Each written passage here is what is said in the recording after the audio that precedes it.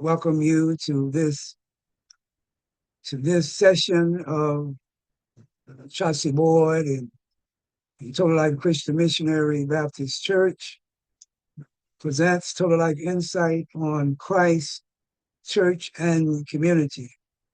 For this session, I will focus my and our attention on community, on community. What is the word community in reference to, in respect to Total Life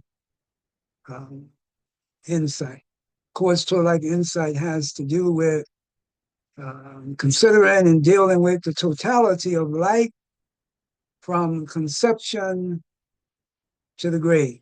Then when we consider community, community has to do with the challenges that Christians and non-Christians face in my beloved nation of America and even beyond America. Community has to do with the socioeconomic, the political, and the justice, including racial justice framework for living a holy quality life such that every person, without exception, has access to resources and opportunity, sufficient and adequate access to sufficient and adequate resources and opportunity as much as his or her neighbor, regardless of whether the person is male or female, whether the person is Black or white or Hispanic or Asian or Native American or Island Pacific, any other categories that our nations tend to tag people with. Mindful of the scripture in Psalms 127 that speaks to our homes and our society at large. Except the Lord build the house, they labor in vain that build it. Except the Lord keep the city, the watchman waketh, but in vain. Then there's another scripture Paul speaks about, 1 Corinthians 15:58. Therefore, my beloved brethren, be ye steadfast, unmovable, always abounding in the work of the Lord, for as much as ye know your labor is not in vain. That is 1 Corinthians 15:58. All of that collectively taken together simply means that whatever decisions we make, whether we're in the home, whether we in the White House, in the courthouse, in the business house, in the schoolhouse, walking down the park, or visiting the park, walking down the street, we should always have what thus said the Lord in mind and seek to line our decisions up with what thus said the Lord in all our relationships with one another. Should always line up with what thus said the Lord. Private relationships, public relationships, business relationship, whatever government relationship, whatever the relationship is, should line up with thus said the Lord. And that's really the goal of the whole concept of America being a Christian nation, a nation that lines up with what thus said the Lord, God, whose only begotten Son is Christ Jesus. That God. Just want to be clear, that God. Okay? That God. As revealed to us by the Holy Bible, that Bible, in particular the KJV and all others whose doctrine lines up with the KJV of 1611 as updated in 1769 when there was a major shift in the English language, and really the major update was simply a matter of spelling, not meanings but syntax, right? Not semantic, no changes in semantics, but changes in syntax. That was basically the change that occurred in of the 1611 as updated in 1769.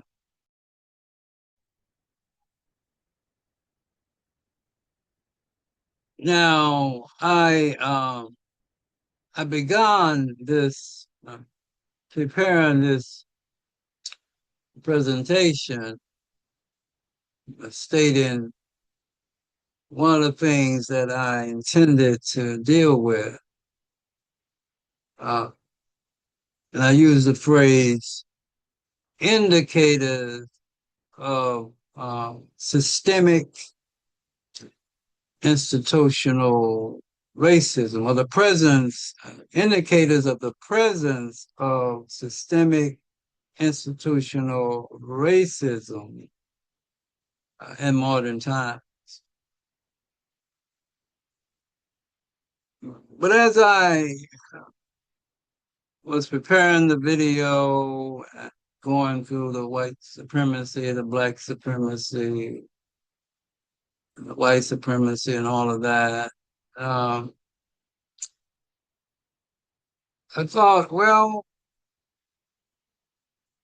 maybe this focus on racism is not very productive in terms of racism being a cause of uh, many problems that present uh, in the Black community, socioeconomically, politically, justice wise. Maybe that is not the root cause in 2025.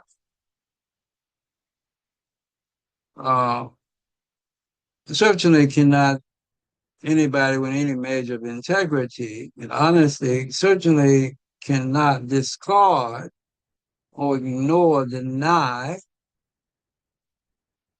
that past racism certainly has some contribution to conditions, relative conditions of Blacks in America in 2025. But the question is, has enough time passed between the slavery and Jim Crow, where there was a active, open, intentional uh, attacks? Okay. And process of putting up obstacles, intentionally so as to prevent Blacks from having ample, sufficient access to resources and opportunity as much as their white neighbors. Whatever measure of racism exists in 2025, it comes nowhere near that which was present in 1925, and certainly not in recording end of slavery in 1865.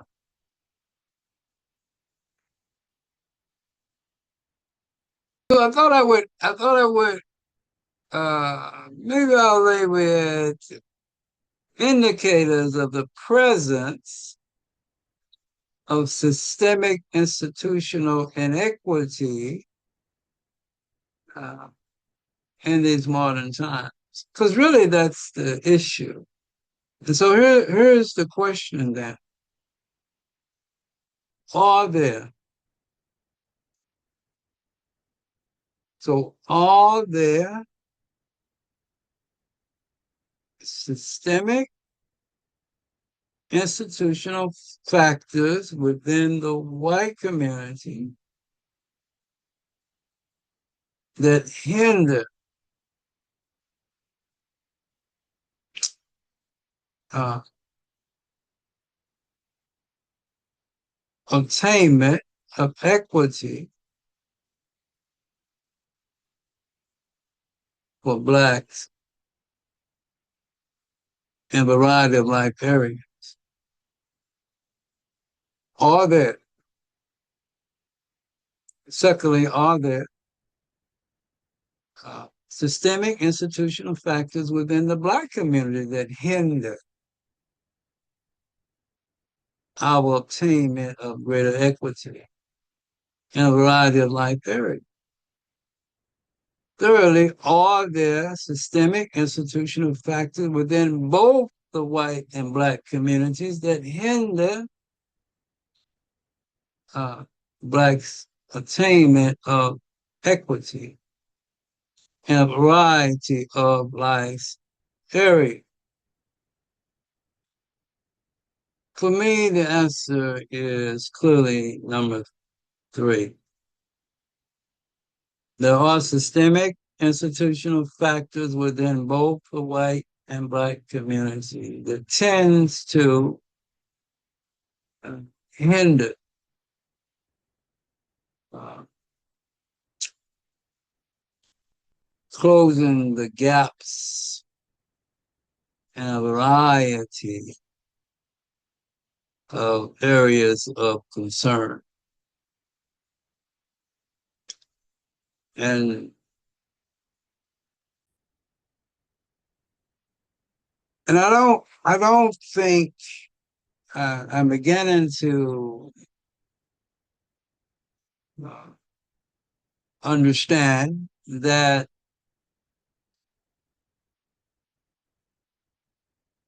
claiming racism is the major problem of today is not very productive.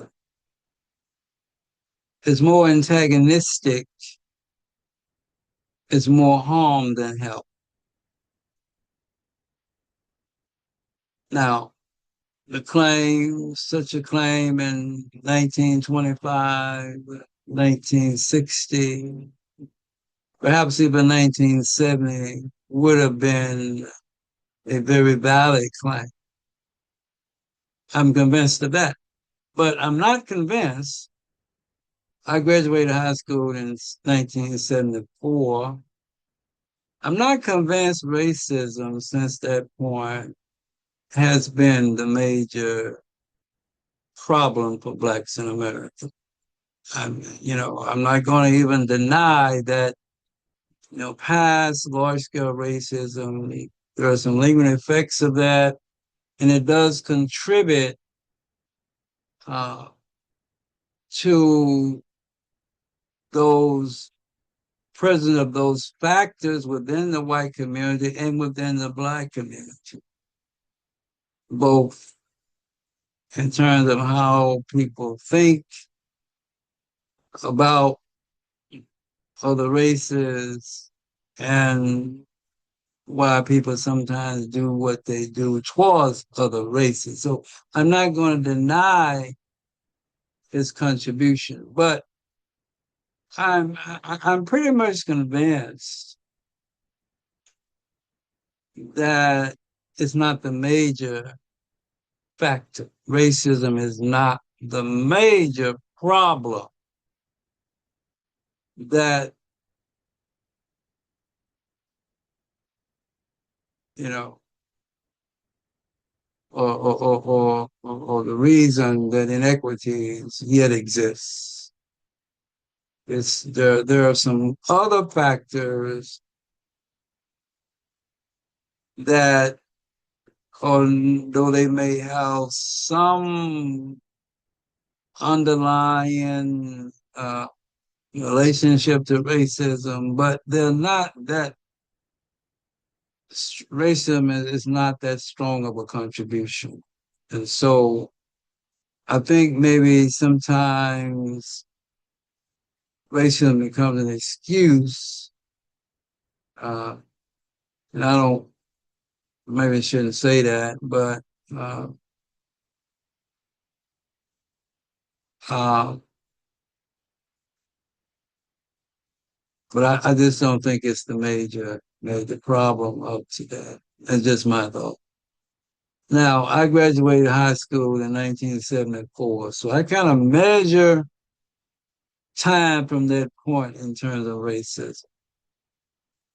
And that was 10 years after the Civil Rights Act of 1964, 9 years after the Voting Rights Act, 1965. And so I look at it like, well, from 64 to 74, they're kind of working out the wrinkles. And so by the time 74 comes along, things were pretty much settled. You know, the nation had pretty much accepted the fact that things were not going to be like they were before. You know, blacks now was going to be accepted, and everybody just got to get in line. Got to change whatever thoughts you have negative towards blacks. Blacks need to change whatever thoughts they have negative towards whites. Right? We need to begin to work together to make things better for everybody. Right? So I kind of measure that from 1974. Not saying there were not still, some learning that needed to go on. I remember I first went in the military in 1974. We used to have classes and we used to meet together to talk about racism, and it's been so long ago, But over time, they got rid of those things because what? I mean, we should have known. I mean, everybody knew by then. So you either got in line or you got sent out the military. It get real bad, right? Now, not saying that there weren't any issues over my 20 years. I can only think of one, but I think sometimes it's a matter of types of people you're around too. And I was around pretty solid folks, white and black. So, for the kind of work, kind of job I had, right? So, but other people, I understand. I understand how their life is like that. It depends on the caliber of people you're around sometimes, right? But this life matters. Uh, and so, um, you know, and so what I want, I just want to, I just kind of want to, I'm just thinking, I'm not an expert on this. This is not I didn't go to school for this. I didn't study this stuff, right? So it's kind of self-taught, just by reading and observing and thinking about my own life, you know. Now, I don't deny racism because in 2014, I bought a car. It wasn't in my hometown. I was temporarily someplace else. I won't name the city. But I bought a car while I was there. Another car went bad on me. And, went through the process. And it was kind of a downtime in my life. And uh, but I bought a car. Uh, it was a 2013 car, I bought in 2014. So, no big deal. Well, a couple years later, so I got a letter in the mail from Consumer Protection Financial Bureau or something like that, Washington, D.C., part of the government, federal government. Got a letter in the mail. I didn't expect it. you know. Well, come to find out, again, this is 2014, not 1914, not 1814, right? 2014. So come to find out, I'll just say the system had been caught charging blacks and Hispanics a higher interest rate than white with comparable credit ratings. Let me say it again. 2014, quote, the system had been caught charging blacks and Hispanics a higher interest rate on a car loan than whites with similar credit rating. And so I got a refund my interest payment. Yeah. So I don't deny the presence of racism in America.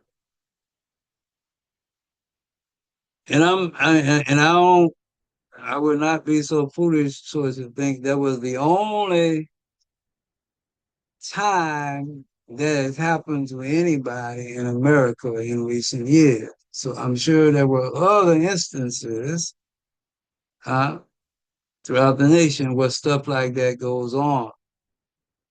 But I am convinced, however, that it does go on much less than it used to go. I'm not saying that it's not impactful on some people's lives. It didn't bother me all that much, but having to make those higher payments.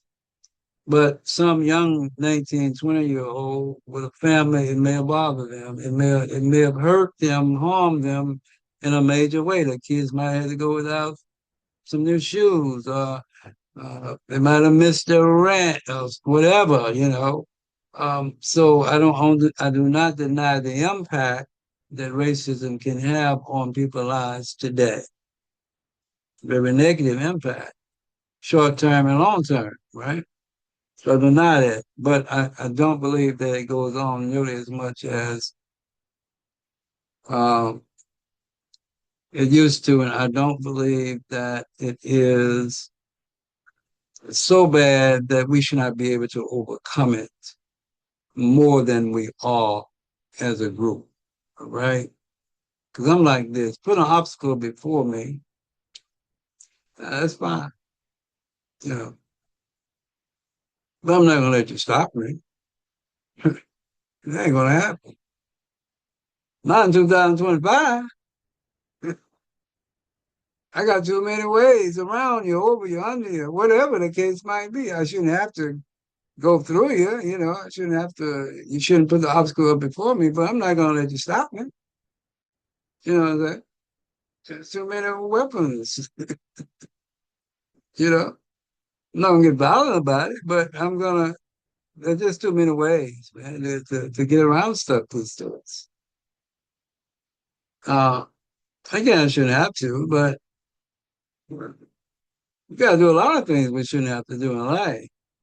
Can't let stuff stop us. Gotta have faith in God, confidence in ourselves. Uh, we love our enemies, but you know, we don't be no fool. Uh, and so I wanna present, but I wanna when I present this, I want you to really think about what I said about uh, systemic institutional factors being within both,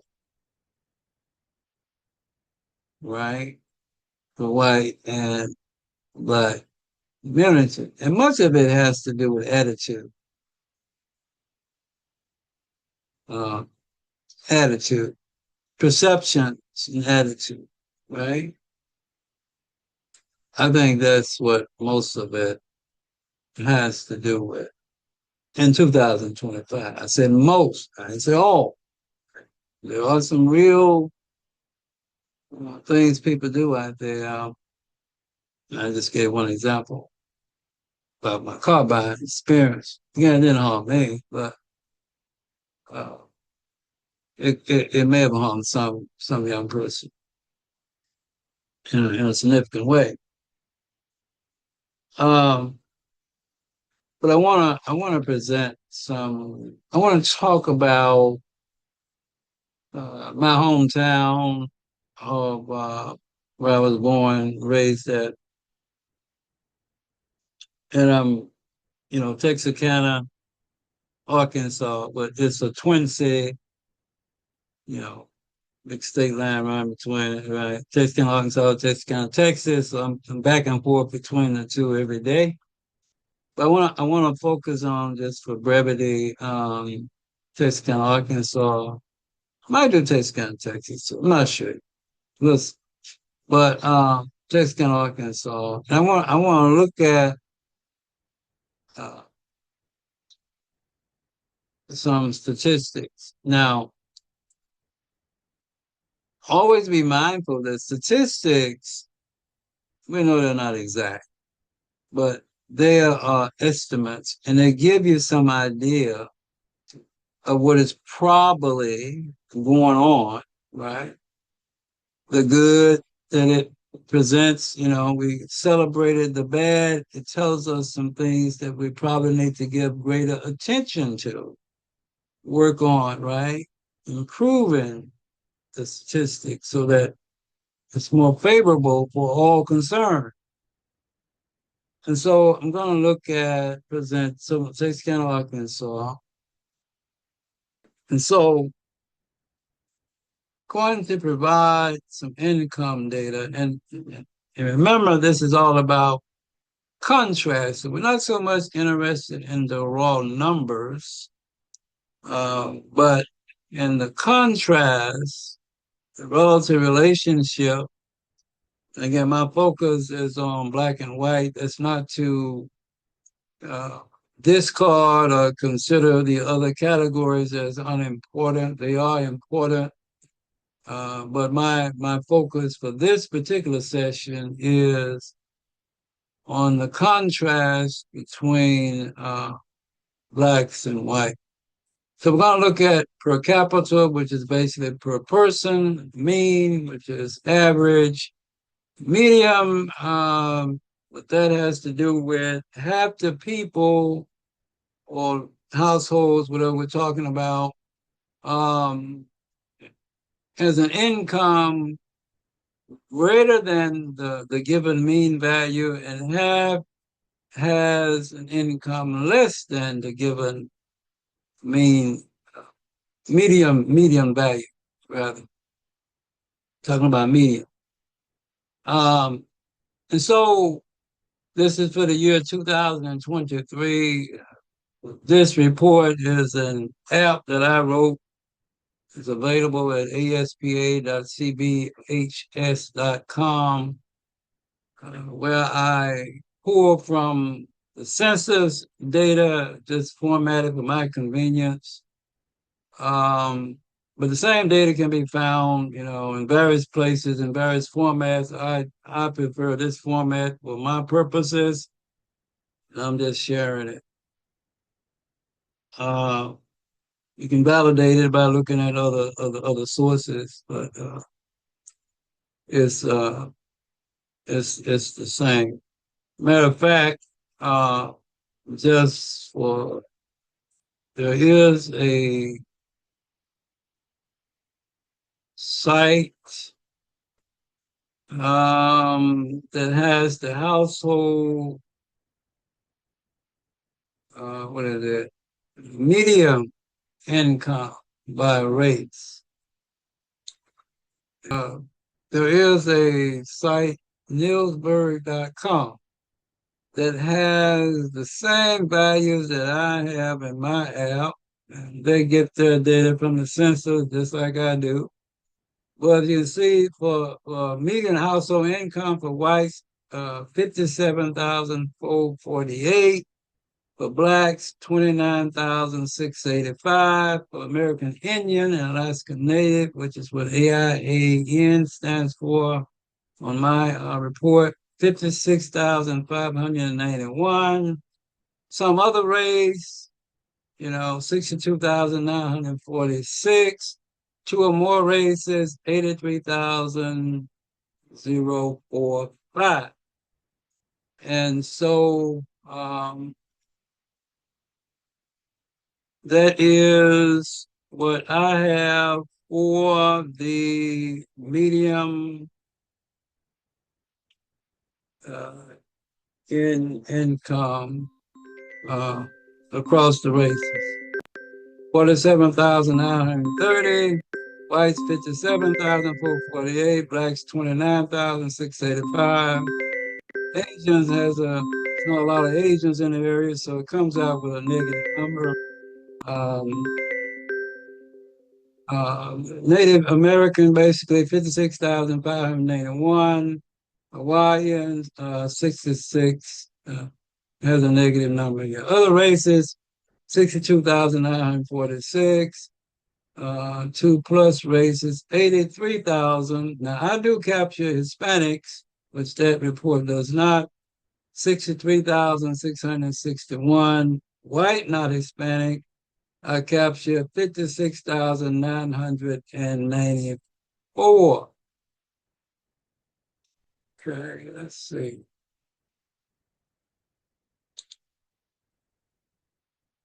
Yeah.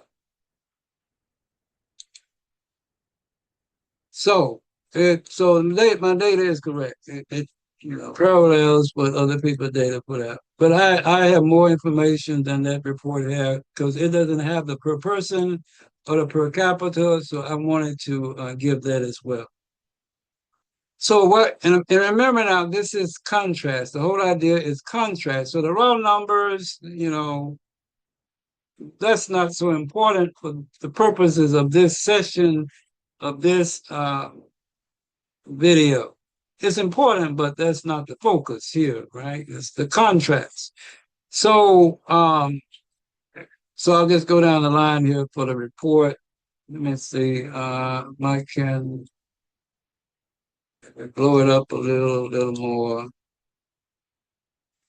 All right.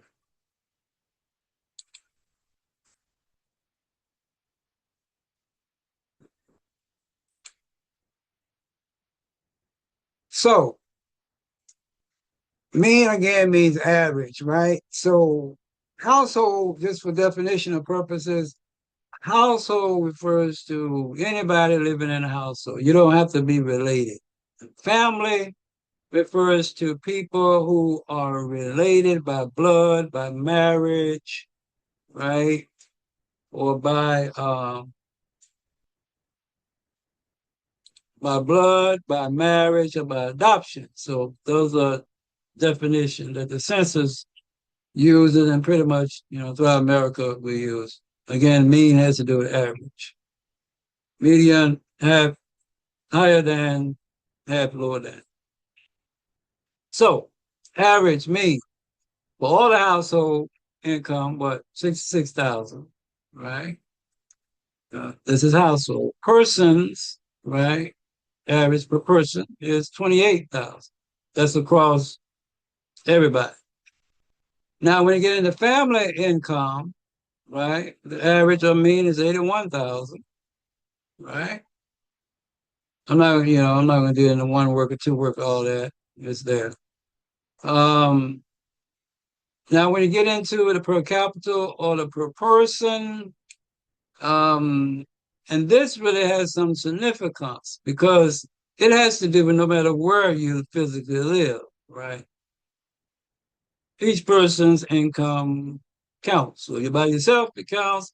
If you combine your income with somebody else, it counts. So no matter where you live, no matter what house you live in, no matter what family you belong to. So this is fundamentally, to me, the most important, right? Because it's like the foundation, and you build from there.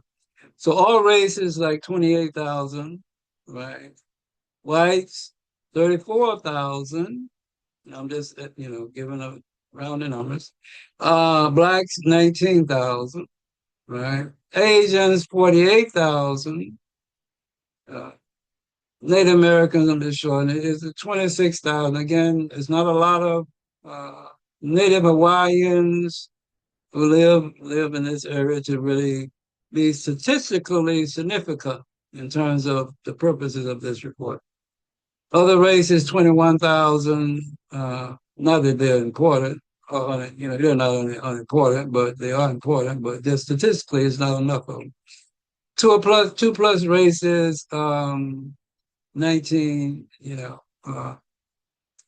Hispanics, 25,000, right?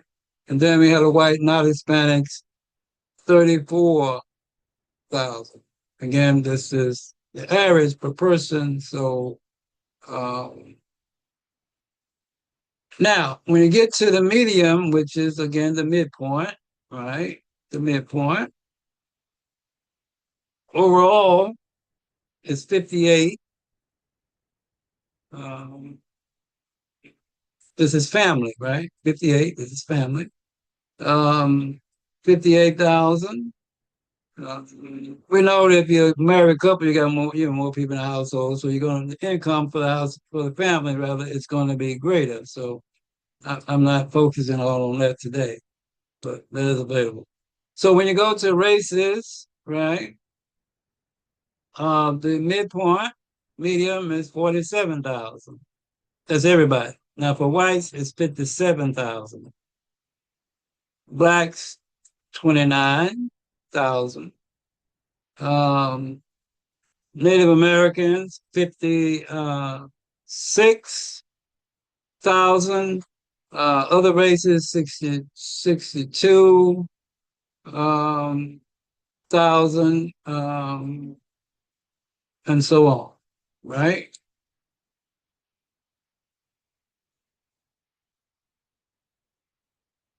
And I'm just reading the thousand portion, right? Not the whole.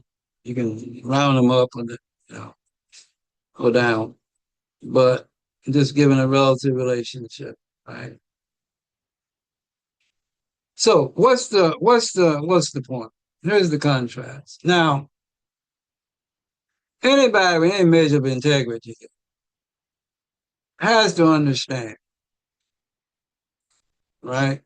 Again, I'm just going to look at the per capita. Has to understand that income affects a whole variety of life areas: health, crime, you know, potentially crime, right? I'm not saying that everybody who's poor commits crime, but it does have some input into how people think, how people behave, what people's hopes are, right? Um, how people view the world, whether you might view the world as for you or against you, depending on what kind of struggles you have in life. And sometimes people can struggle because of a lack of adequate access to what everybody else have access to, right? Due to a lack of finances. So it does come into play. And we all should understand that. I mean, everybody understands that. Whether we admit it or not, that's just a given, right? And again, we were just talking about, for a number of people, of course, not everything applies to everybody, right? People approach life differently for various reasons, for various factors, right? But common sense just tells you that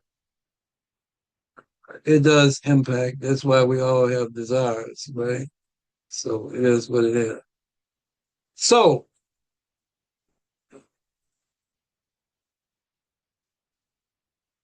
the fact that the average per person income for blacks in 2023 is on the order of 14,000 less than the average for white ought to be problematic, right? And we ought to ask the question, why is that so? and we'll discover, and remember I said, factors within the Black, systemic institutional factors within the white community, within the Black community, within both communities, right, has some impact on all of this. And we ought to be about the business of discovering what negative factors exist in both communities, because, you know, there ought to be some symmetry in all of these statistics, right? Um,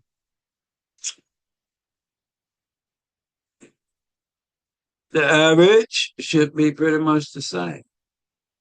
Ideally, right? Per capita, it should be pretty much the same, regardless of the number of difference in the number of people, because going to divide by numerator, denominator going to be different, but there should be some symmetry, right? Between the result. Ideally, now I'm not going to be exactly the same, but there should be an approximation uh, of symmetry, right? In my viewpoint, I think that's the love thy neighbor as you love yourself principle, wanting for your neighbor what you want for yourself. The good you want for your house, your family, you want for your neighbor's family, right? At least in terms of access to resource, access to opportunity. Now, whether people avail themselves of it, that's on them. But making things available, that's what society should do. Again, whether people avail themselves of it, that's on them. But any person with any reasonable integrity will not conclude that the gap is mostly a result of people not wanting to avail themselves or not taking the time to avail themselves of what's available. Because, I mean, what kind of person would want to do it? And if they do, then there's a spiritual problem, and it's still a problem for the community to resolve and find out why people don't avail themselves of the resources and opportunities that are made available. It's because they don't know about them. It's because they don't know how to navigate them. Is it because they have this attitude? Well, the world don't really care about me. Them other folks, they just have to get me, right? They hate my skin color, whatever, right? But we have to help people to move past that kind of attitude. So that's also a function, especially of the church, right? White church and black church, right? A function to help people to move past having that kind of attitude towards society. So whatever the problem is, we need to come together to address it and to resolve it in a better way. And so that's kind of, again, it's the contrast. I'm just focusing on black and white. Doesn't mean the other's not important, because I'm like this: resolve the problem between the black and the white, the other things will fall in place. Now, let me say this: some people would say, "Well, look at the Asians; they're doing real good. Look at the Hispanic."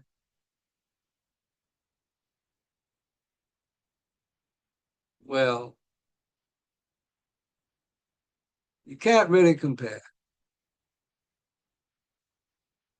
because the experiences, the attitudes, the perceptions are totally different. So you would be dishonest to claim that just because the Asian Hispanics are doing better per capita than black, meanwhile, there's something wrong with black. Now that could be partially the problem, because the blacks might have a negative attitude they shouldn't have, right? But that's part of the blacks looking inwardly. But still, society has a responsibility to help blacks to overcome, right, that kind of attitude, that kind of perception. especially the white church and the black church and the white church. Uh, more better way to put it in terms of order, inward than outward, right? Um, and so that's just kind of what. And so as far as the earlier videos, Hebrew Israelites and Corey Mara. So to me, their responsibility is to not have a negative attitude towards the races, but to have a positive attitude, regardless of what they think the causes are, help people to overcome those causes, even if you think it's genetic, right? Help them to overcome those particular problem areas. I don't, it's not genetic, but I'm just saying, even if you think it's genetic, right? As Cora Mahler does. Even if you think it has to do with nations as DOCC does, but you still ought to have an attitude of not wanting to oppress people, right? That's of a different nationality, especially of a different skin color, right? Uh,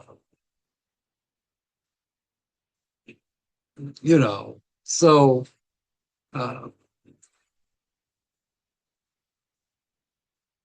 that's what I'm saying. I don't want to say all that I know about the situation, but um, just that's just what I hope that we would address, right? Um, so I think that's I already covered the medium, and when I compared it to the other report, to show that the data that I pull is same sense the source data is accurate. Um, and that's what I wanted to say about that. I think again, the idea is the contrast. Contrast.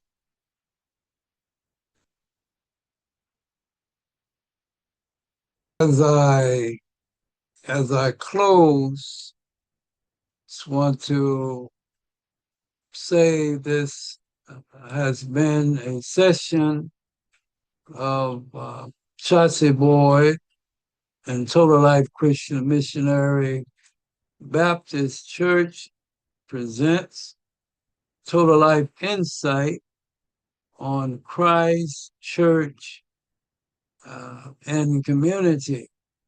Total Life Insight has to do with the totality of life from conception to the grave and even beyond the grave. Was to for this series focusing on our time here on earth. I certainly want to remind us that ultimately Christ is the most important.